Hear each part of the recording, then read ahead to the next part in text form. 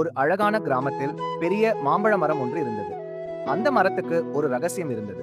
பகிர்ந்து கொள்வோர்களுக்கு அது தங்க மாம்பழம் கொடுக்கும். ஆனால் இதை யாரும் அறியவில்லை. ஒரு நாள் குமார் என்ற சிறுவன் மரத்தடியில் அமர்ந்து பழுத்த மாம்பழத்தை எடுத்தான். அவனுக்கு பக்கத்தில் இருந்த பசித்த குட்டி நாயை பார்த்தான். தன்னிடம் இருந்த ஒரே மாம்பழத்தையும் அதனுடன் பகிர்ந்தான். அவனுக்கு அதிர்ச்சி. மரத்திலிருந்து திடீரென ஒரு பொன்னிற மாம்பழம் அவனது பாதங்களுக்கு அருகில் விழுந்தது. அது மெதுவாக ஒளிர்ந்து, பகிர்ந்து கொண்ட மனங்களுக்கு நான் பரிசளிக்கிறேன் என்றது போல தெரிந்தது.